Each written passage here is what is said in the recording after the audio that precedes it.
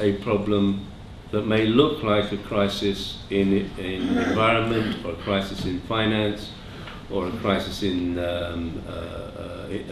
society. It's a crisis in values. This is what it is. And the deep driver, the really deep driver, you can picture an iceberg. There's a 3-mile-an-hour current going in one direction and a 100-mile-an-hour gale going in the other direction. The iceberg will go with the current, whichever way this gale is blowing. So it's really important for us to understand what is the current and where is it driving us. And this is the problem. The problem is we have a word that has obtained for itself a connotation. And the word is prosperity.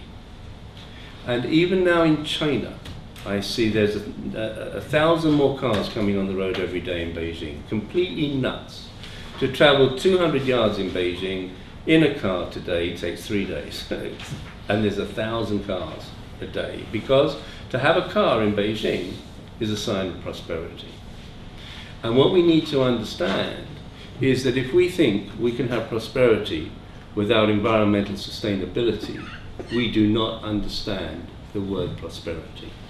And if we think we can have prosperity without social justice, we don't understand the word prosperity.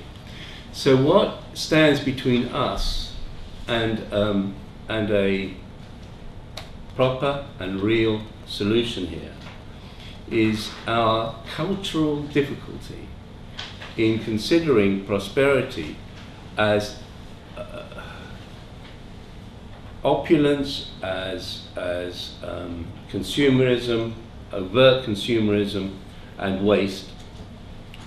And we need to somehow create an opportunity for ourselves, and I think it'll be part of looking at different economic structures and recognizing that what we believe is bringing us prosperity, and with that a sense of safety, are the very seeds that are bringing us destruction.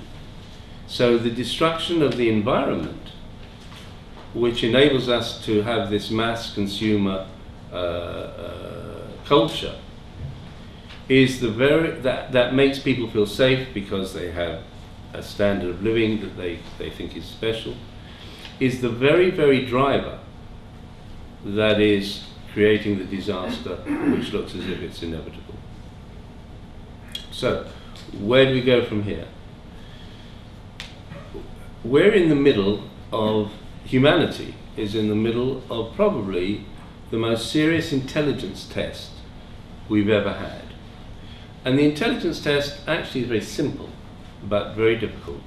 And that's to discover the oneness of all things and our interconnectedness with all things. The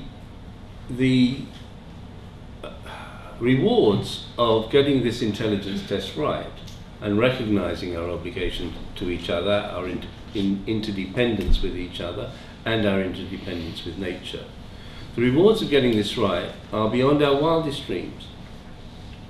The penalties for failure are beyond our worst nightmares. My suspicion is we've probably got about 6 or 7 years to get this sum right. And my suspicion is that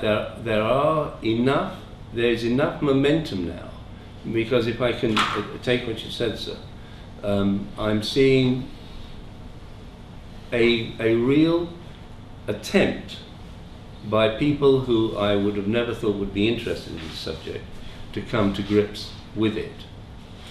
And in coming to grips with it, I hope and I trust that we'll redefine our value system as well, because it's our very value system that drives the defect. And I once heard a very interesting experiment that was carried out in a prison, where apparently you can see if a person's violent by their handwriting. And the experiment that was carried out in prison was to train people to handwrite in a different way. And in that training of handwriting in a different way, their whole mechanism of violence was shifted. And I'm just hoping that as we get some intelligence around the financial system and start to look at other forms of capital and bring it back into a reasonable balance, we ourselves will then realise just how interdependent we are with all things. Thank you.